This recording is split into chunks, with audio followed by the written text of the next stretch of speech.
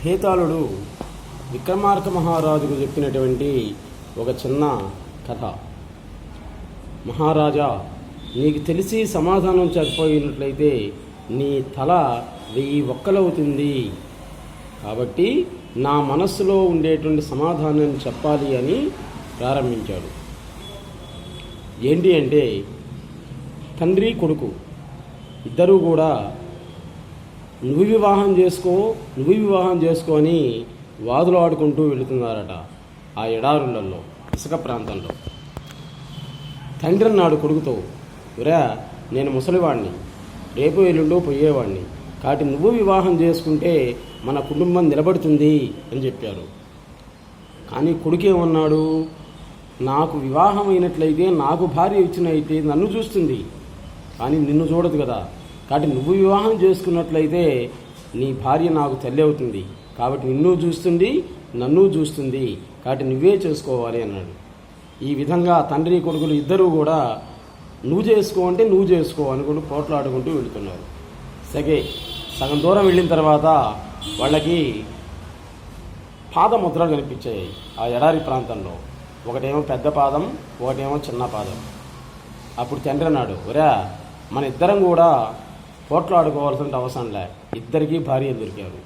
పెద్ద పాదం ఉన్నటువంటి స్త్రీ పెద్ద ఆమె అయి ఉంటుంది, చిన్న పాదం ఉన్నటువంటి స్త్రీ చిన్నమ్మాయి అయి ఉంటుంది. కాబట్టి చిన్న పాదం ఉన్నటువంటి అమ్మాయిని నువ్వు చేసుకో, పెద్ద పాదం ఉన్నటువంటి అమ్మాయిని నేను చేసుకుంటాను అని చెప్పారు. సరేలమ్మ ఇద్దరు కూడా వెళ్ళారు. సగం దూరం వెళ్ళిన తర్వాత ఆ అరణ్యంలో ఒక చెట్టు కింద బండ మీద తల్లి పిల్ల ఇద్దరు కూడా పడిపోయింది. వాళ్ళు ఎలా ఉన్న కిరీటం, భుజకీర్తులు అన్నీ కూడా ధరించున్నారనమాట. వాళ్ళు ఎవరో మహారాణులు. అప్పుడు వాళ్ళని మొహానికి నీళ్లు చల్లి మేలుకొలిపి అడిగారమ్మా, ఇదే పరిస్థితి అనుకున్నారు. సరే, అక్కడ రివర్స్ అయింది. చిన్న పాదం ఉన్నటువంటిదేమో పెద్ద అయింది, పెద్ద పాదం ఉన్నటువంటిదేమో చిన్నపిల్ల అయింది.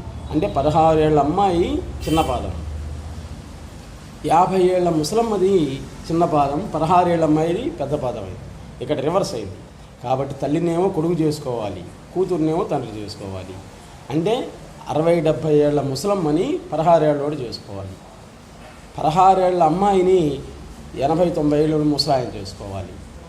సరే, ఇద్దరికి కూడా వివాహం అయింది. ఇద్దరికి కూడా కొంతకాలానికి ఇద్దరికీ సంతానం పుట్టాడు, తల్లి పిల్ల ఇద్దరికి. కాబట్టి వాళ్ళకి పుట్టినటువంటి పిల్లలు ఏ వరస అవుతారు అది భేతాళుడు అడిగింది. విక్రమార్క మహారాజు కాళీమాతను స్మరించాడు, మౌనం వహించాడు, ఏం మాట్లాడలే. ఏం మహారాజా మాట్లాడవు అని అన్నాడు. నీవేమన్నావు? సమాధానం చెప్పకపోతే నా తలకాయ 1000 ఒక్కలవుతుందన్నావు కదా, మరి కాలేదుగా అన్నాడు. అప్పుడు భేతాళుడు ఆనందించి చెప్పాడు, ఇదే సమాధానం, కొన్నిటికి మౌనమే సమాధానం, నేను అనుకుంది కూడా ఇదే సమాధానం.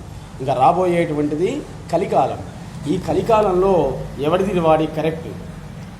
50 ఏళ్ల ముసలమ్మని 16 ఏళ్ల పిల్లాడు వివాహం చేసుకుంటే ఆమె దగ్గర పోయి, ఏమన్నా నీకు బుద్ధి ఉందా లేదా, నీ వయసు ఎక్కడ వాడి వయసు ఎక్కడ అయితే అప్పుడు ఆమె ఏమంటుంది, నా ఇష్టం ఉంటుంది డబ్బు కోసం. అదే వీడిని అడిగితే నీకు బుద్ధి ఉందా లేదా, ఏందిరా ఈ పని అని అడిగితే వాడేమంటాడు, నా ఇష్టం అంటాడు. కాబట్టి కలికాలంలో ఎవరిది వాడికి కరెక్టు. ధర్మం, న్యాయం, వాయా, వరస అనేటువంటివి పనిచేయవు. ఇది ఎవరైనా కానీ పొరపాటున మధ్యలో న్యాయం, ధర్మాన్ని చెప్పినట్లయితే వాళ్ళకి ఇబ్బంది, వీళ్ళిద్దరూ కూడా ఒకటవుతారు. రాబోయే కలికాలంలో కలి ప్రభావం అందరి కూడా ఆవహించుంటుంది అని విక్రమార్క మహారాజు చెప్పాడు. దానికి ఆనందించినటువంటి భేతాళుడు చెట్టు మీదకి ఎగిరిపోయాడు. ఈ రకంగా విక్రమార్క కథలు చాలా విచిత్రంగా ఉండడం జరుగుతుంది. ఇంకో చోట చెప్పాడు ఆయన, ఒక అమ్మాయి అతిలోక సౌందర్యవతి, ఆమెకి 2 మేనమామలు ఉన్నారు.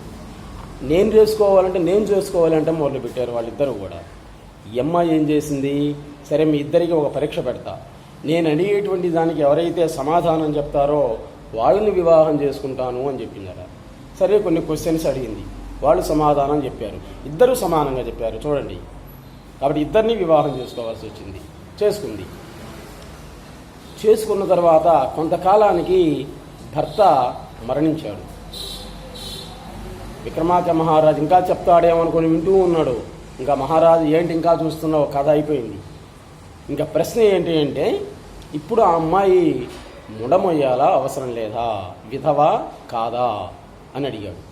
అప్పుడు విక్రమార్క మహారాజు బాగా ఆలోచించి చెప్పాడు అన్నమాట. ఒక స్త్రీకి ఎంతమంది భర్తలు ఉన్నప్పటికీ కూడా చివర ఉండేటువంటి వాడు మరణించేంత వరకు ఆమెకి వైధవ్యం రాదు. ఇది శాస్త్ర నిర్ణీతమైనటువంటిది అని చెప్పాడనమాట. శాస్త్రమే చెప్పింది అని చెప్పాడు. కాబట్టి రెండో వాడు జీవించే ఉన్నాడు కాబట్టి ఆమెకి వైధవ్యం అనేది సంప్రాప్తించడు. ఆమె పుణ్యస్త్రీని అని చెప్పి వివరించాడు.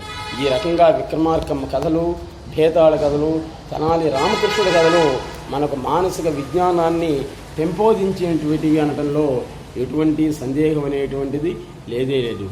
నెక్స్ట్ ఎపిసోడ్లో మళ్ళీ కలుద్దాం. Allapanthula Rammurthy, world teacher. Subscribe our channel. నమస్తే. నెక్స్ట్ ఎపిసోడ్లో మళ్ళీ కలుద్దాం.